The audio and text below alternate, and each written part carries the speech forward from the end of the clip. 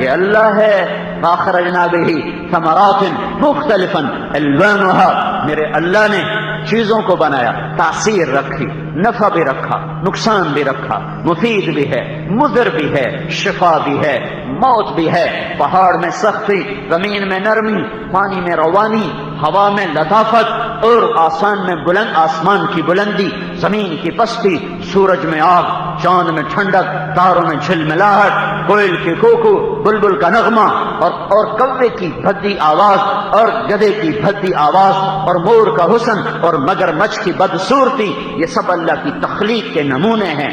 بلا وہو الخلاق العلیم، جس رب نے چیزوں میں تاثیر کو رکھا، وہ جب چاہتا اس میں سے تاثیر کو نکال لیتا ہے، زہر کو شفا بنا دے، زہر کو شفا بنا دے۔ دنیا نے یہ نظارے دیکھے ہیں، ہیرا کا محاصرہ ہے اور عیسائی تھک گئے، ان کا پادری آیا عبد المسیح، خالد ابن ولید سردار ہیں، ان سے کہنے لگا صلح کا پیغام لایا ہوں، میری ہم سے صلح کرو، اگر تم صلح نہیں کرو گے تو یہ زہر ہے، میں پی کے مر جاؤں گا، میں اپنی قوم کی رسوائی دیکھ نہیں سکتا۔ از خالد نے فرمایا یہ زہر کیا ہے؟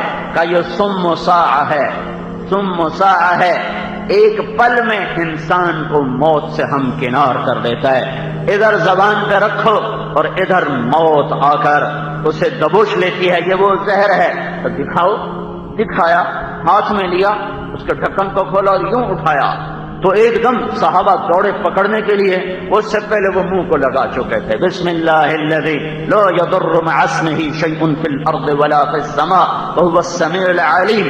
غٹ غٹ غٹ پانی کی طرح پیا، اور اسی طرح ثابت 6 فٹ سے لمبا جوان ہے، کھڑا ہوا ہے، ذرا بھی نہ کپ کپایا، نہ تھر تھرایا، نہ اس کا رنگ بدلا، نہ روپ بدلا۔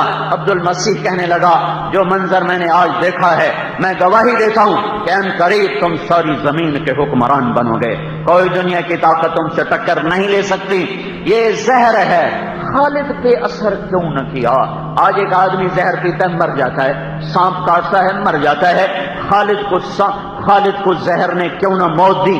آسمان والے نے اس میں سے اثر نکال کے تریاق ڈال دیا، تریاق ڈال دیا، شہد میں شفا کو ڈال دیا، اور آگ بھڑکتی، لپکتی، مچلتی ہے۔ یہ آئے ابراہیم علیہ السلام اور اوپر آگ کے شعلوں پر پہنچے ہیں، ساری دنیا دم بخود ہے، انتظار ہے، اب یہ گرے گا، اس کی چیخ سنائی دے گی، اس کی ہڈیاں سلگ اٹھیں گی اور اس کے گوشت کی بدبو پھیلے گی، اور ہم اس کو عبرت کا نشان بنائیں گے۔ فرشتوں میں بھی پریشانی، زمین آسمان پریشان ہیں، خالق آگ، آگ کا بنانے والا مطمئن ہے، اسے پتا ہے مجھے کیا کرنا ہے۔ شعلوں کے اوپر ابراہیم آتے ہیں، میرے رب کی عرش سے آواز آتی ہے یا نار کونی بردن و سلاما، ٹھنڈی ہو جا، میرا یار آ رہا ہے، زیادہ نہ ہونا کہ اسے سردی لگے، سلامتی کے ساتھ ہونا، معتدل موسم بنانا۔ آگ نے اپنے شعلوں کو دامن بنا لیا اور خلیل کو یوں لیا جیسے ماں بچے کو گود میں لیتی ہے، دھڑم آ کے ابراہیم علیہ السلام آگ پہ نہیں گرے، اور اوپر سے یوں آ رہے تو ایک دم تھک گرتے، ایسے نہیں گرے، آگ کے شعلوں نے گود میں لیا اور بڑے آرام سے ان کو زمین پر اتارا، اور اللہ تعالیٰ نے نمرود کے مکر و فریب کو باطل کر دیا۔ یہ دیکھو جل رہی ہے، جل رہی ہے، پر خلیل پہ کیوں نہیں جل رہی؟ کیا آسمان والے کا امر ہے نہیں جلانا، نہیں جلانا؟ جب وہ تاثیر کو نکالتا ہے تو چھری فرعون کے ہاتھ میں ہو یا خلیل اللہ کے ہاتھ میں ہو، وہ کام کرنا چھوڑ دیتی ہے۔ فرعون تو دشمن ہے نا، اس کی چھری نے بھی کام نہیں دکھایا، موسیٰ علیہ السلام کی گردن پہ نہیں چل سکی، اور یہ تو خلیل اللہ ہے، اس کی چھری تو چل جاتی اسماعیل پر، نہیں، اوپر سے امر ہے نہیں چلنا۔ فرعون کے ہاتھ کی چھری نے بھی کند ہونے کا اعلان کیا، اور خلیل اللہ کے ہاتھ کی چھری نے بھی کند ہونے کا اعلان کیا۔ بکھری موجوں میں مچھلی نے منہ کھولا، اور یونس علیہ السلام مچھلی کے پیٹ میں اور مچھلی پانی میں، موت کے تہ در تہ اسباب جمع ہوئے، عرش سے اعلان ہوا مہمان ہے، غذا نہیں ہے، مہمان ہے، تیری غذا نہیں ہے، مہمان ہے۔ کتنے دن کی مہمانی ہے؟ پورا چلہ ہے۔ تبلیغ کا چلہ تو شہروں میں لگتا ہے، یونس علیہ السلام کا چلہ مچھلی کے پیٹ میں لگ رہا ہے۔ کچھ چلے میں اہمیت ہے، اس لیے تبلیغ میں چلہ لگاؤ، چلہ کچھ چلے کی خصوصیت ہے۔ ابراہیم علیہ السلام آگ کے ڈھیر پہ چلہ، یونس علیہ السلام مچھلی کے پیٹ میں چلہ، آدم علیہ السلام کی توبہ 40 سال کے بعد قبول، اور موسیٰ علیہ السلام کا روزے کا چلہ۔ ہمارے روزے تو آ رہے ہیں نا، صبح افطاری، صبح سحری، شام افطاری۔ موسیٰ علیہ السلام نے روزہ رکھا اور افطاری 40 دن کے بعد ہوئی۔ 40 دن کا کٹھا روزہ تھا، آج سحری کھائی تھی اور 40 دن کے بعد افطاری ہوئی تھی۔ تو اللہ چیزوں کی تاثیر بدل دیتا ہے، جب چاہتا ہے بدل دیتا ہے۔ لہذا یہ ضروری نہیں ہے کہ سبب وجود میں آئے اور اس کا مسبب بھی وجود میں آئے۔ ضروری نہیں ہے کہ دوا اندر جائے اور شفا بھی آئے۔ ضروری نہیں ہے کہ گولی چلے اور موت بھی واقع ہو جائے۔ ضروری نہیں ہے کہ مال بھی آئے اور عزت بھی آئے۔ ضروری نہیں ہے کہ تلوار بھی چلے اور گردن بھی کٹے۔ اللہ چاہے گا ہو جائے گا، نہیں چاہے گا نہیں ہوگا۔ یہ اسباب کا جہان ہے۔ اسی کے برابر میں اللہ نے اعمال کا جہان بنایا ہے۔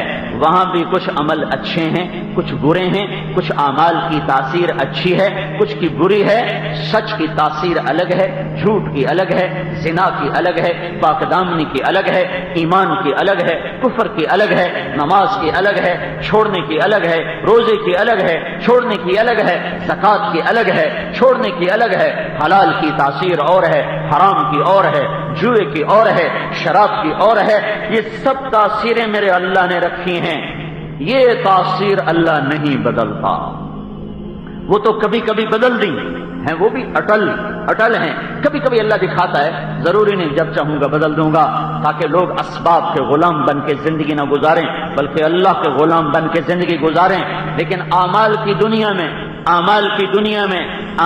دنیا میں آدم علیہ السلام سے آج تک اللہ نے تاثیر کو نہیں بدلا۔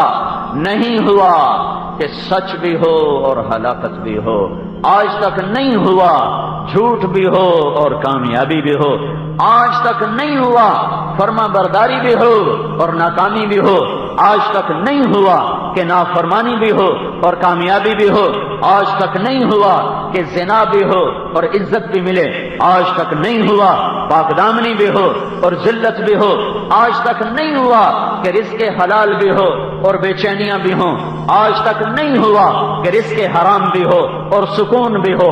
نہیں، اللہ سویا نہیں ہے، تاثیر اوپر سے آتی ہے، زمین سے نہیں ہے۔ میرا رب کانٹے نکالتا ہے، میرا رب پھول مہکاتا ہے۔ اسی رب نے جس نے سانپ کی پھنکار میں زہر کو بھرا اور مکھی کی بھنبھناہٹ میں شہد کو بھرا، اسی رب نے کفر میں ذلتوں کو بھرا، جھوٹ میں ذلتوں کو بھرا، زنا میں ذلتوں کو بھرا، جوئے میں ذلت اور پستی کو بھرا، ظلم و ستم میں ذلت اور پستی کو بھرا، ماں باپ کی نافرمانی ہو اور ہر کبیرہ گناہ ہو، ہر چیز میں، ہر نافرمانی میں میرے اللہ تعالیٰ نے، میرے اللہ نے، آپ کے اللہ نے، کل کائنات کے اللہ نے، جسے کوئی نہیں پوچھ سکتا اور سب سے پوچھنے کی طاقت رکھتا ہے، اسی ایک نے ہر نافرمانی کو ہلاکت کا سامان بنایا ہے۔ اسی اللہ نے فرما برداری کو، اطاعت کو، ایمان کو، عمل کو، نماز کو، روزے کو، صدق کو، امانت کو، دیانت کو، عدالت کو، ماں باپ کے اطاعت کو، پاک دامنی کو، تواضع کو، عاجزی کو، مسکنت کو، تہجد کو، سخاوت کو، شجاعت کو، علم کو، عمل کو، ذکر کو، تلاوت کو، ان ساری چیزوں کو، غریبوں کی خدمت کو، تواضع کو، معاف کرنے کو، درگزر کرنے کو، بچھ جانے کو، جھک جانے کو، یہ وہ عمل ہیں جنہیں میرے اللہ نے عزت کا، کامیابی کا ٹھپا لگا کے بھیجا ہے اور اعلان کیا ہے، وَلَن تَجِدَ لِسُنَّتِ اللَّهِ تَبْدِيلًا وَلَن تَجِدَ لِسُنَّتِ اللَّهِ تَحْوِيلًا۔ یہ نہیں بدلے گا۔ ایمان والا شکست کھا سکتا ہے، ناکام نہیں ہو سکتا۔ کافر فتح پا سکتا ہے، کامیاب نہیں ہو سکتا۔ تقوی والا سولی پہ چڑھ سکتا ہے، ناکام نہیں ہو سکتا۔ فاسق و فاجر فتح کے جھنڈے لہرا سکتا ہے، کامیاب نہیں ہو سکتا۔ کامیابی اور چیز ہے، فتح اور چیز ہے، ناکامی اور چیز ہے، شکست اور چیز ہے۔ حسین کا سر نیزے پہ ہے، شکست خوردہ ہے، ناکام نہیں ہے۔ ابن زیاد کا جھنڈا لہرا رہا ہے، فاتح ہے، کامیاب نہیں ہے، کامیاب نہیں ہے۔ کامیابی حسین کا صحرا ہے، کامیابی ان کے ساتھیوں کا صحرا ہے، ناکامی ابن زیاد مردود اور اس کے اعوان و انصار کا گلے کا توق ہے۔ ایمان والے چھوڑو، نبی ذبح ہو گئے، ایمان والے تو بعد کی چیز ہیں۔ یحییٰ جیسا نبی جس کو قرآن کہتا ہے یا یحییٰ، جس کو اللہ خطاب کرے، کتنی عزت والا وہ آدمی ہے جس کو اللہ خطاب کرے یا زکریا، کتنے مقام والا وہ، کتنے مقام کی وہ ہستی ہے۔ باپ بیٹا، باپ کے سر پر آرا رکھ کے 2 ٹکڑے کر دیا گیا۔ یحییٰ علیہ السلام کو دربار میں لٹا کے بکرے کی طرح ذبح کر دیا گیا۔ بکرے کی گردن کو لٹکی رہ جاتی ہے، آپ کی گردن کو تن سے جدا کر دیا گیا۔ لہذا میری بات شاید واضح نہ ہو سکے، اس لیے میں نے ایک اور مثال دے کر بات کی ہے۔ کامیابی اور ہے، فتح اور ہے، ناکامی اور ہے، شکست اور ہے۔ احد کی لڑائی میں ہمارے نبی کو شکست ہوئی ہے، احد کی لڑائی میں ابو بکر کو شکست ہوئی ہے، عمر کو شکست ہوئی ہے، عثمان و علی شکست خوردہ لشکر ہیں، ناکام نہیں ہیں۔ محمد مصطفیٰ صلی اللہ علیہ وسلم جیسی ہستی شکست ہوئی ہے، ناکام نہیں ہے۔ کامیابی میرے اللہ کی رضا ہے، کامیابی میرے اللہ کا خوش ہونا ہے، کامیابی میرے نبی کی اطاعت ہے، کامیابی میرے نبی کی رضا ہے، اور ناکامی میرے اللہ کی ناراضگی، اور ناکامی میرے نبی پاک صلی اللہ علیہ وسلم کی ناراضگی ہے۔ یہ مفہوم الگ الگ ہیں، الگ الگ ہیں۔ اس رب کائنات نے اعمال میں ایک اثر رکھا ہے، وہ اثر نہیں بدلتا۔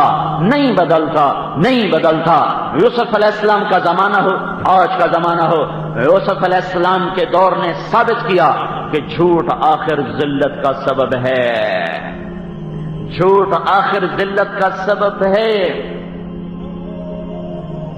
وجاء اخوة یوسف فدخلوا علیہ فعرفهم وهم له منکرون۔ یوسف علیہ السلام کے بھائی جھک گئے، جھوٹ نے ان کا پول کھولا اور سچ سر چڑھ کے بولا، اور یوسف علیہ السلام کے سر پہ عزت کا پرچم لہرایا۔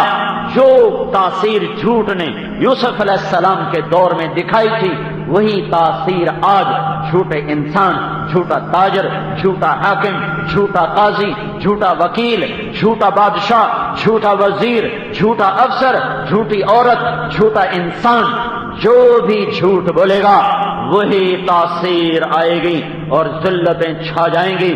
اور جو سچ کا دامن پکڑے گا، یوسف علیہ السلام کا سر بلند ہوا، جھنڈا لہرایا۔ آج کا دور 5000 سال کا کہ کتنا فاصلہ ہے، 3000 سال کا فاصلہ ہے، 3500 سال کا۔ یہ فاصلے سے سچ کی تاثیر نہیں بدلی۔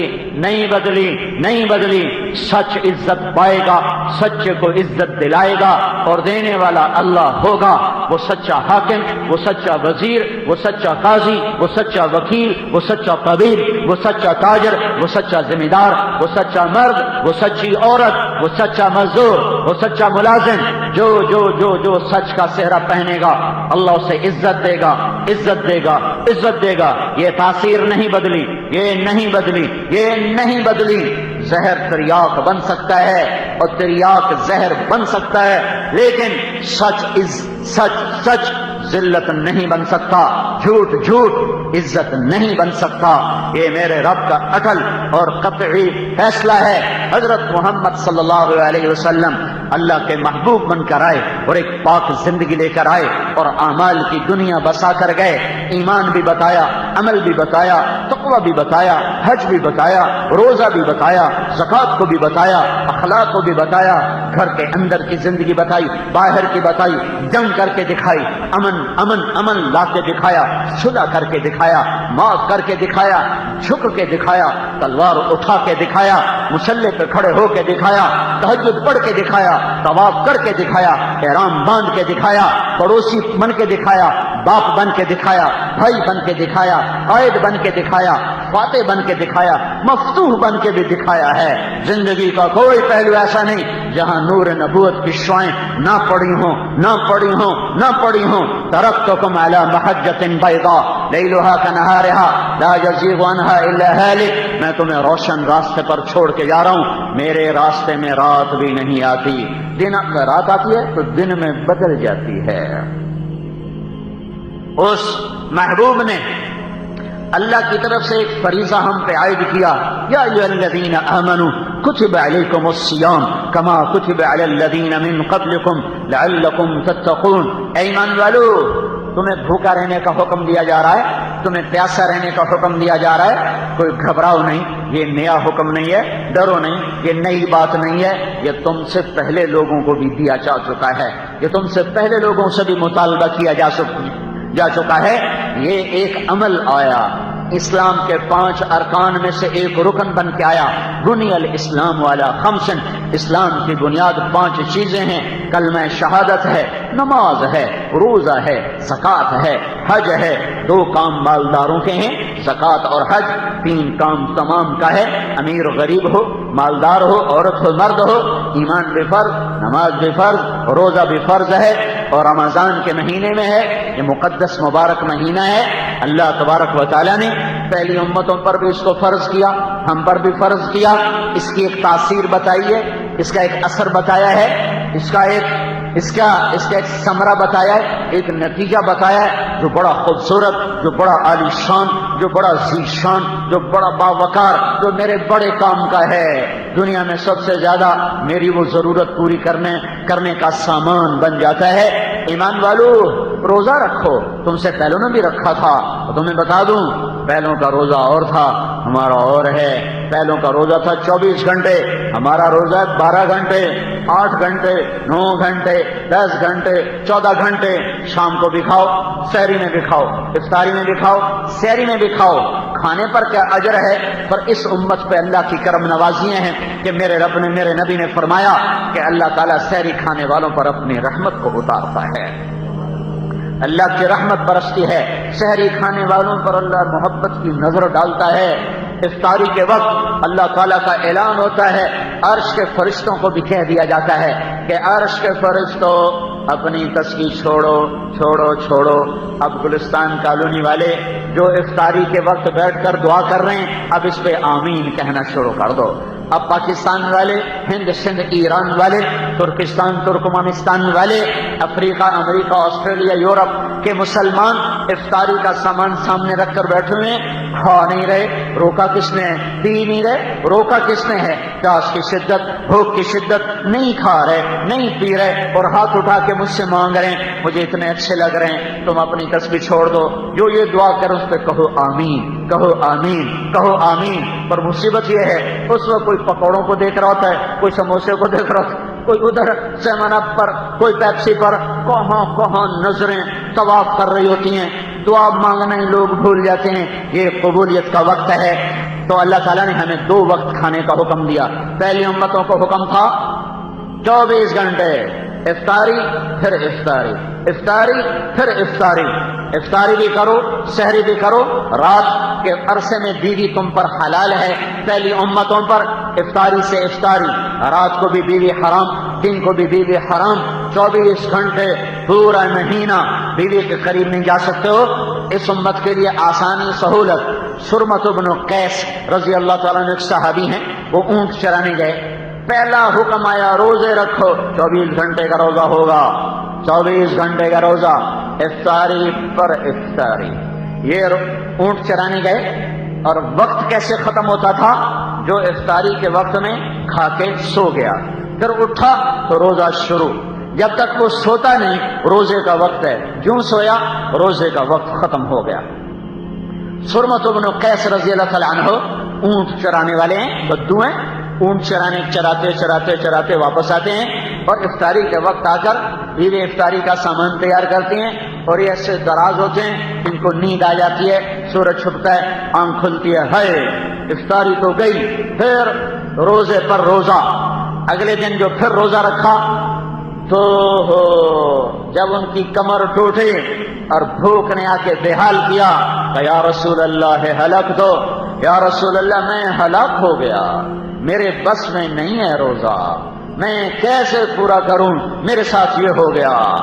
بس بس بس اسی وقت میرے اللہ کا حکم آ گیا، اسکلوا واشربوا حتى يتبين لكم الخيط الأبيض من الخيط الأسود ثم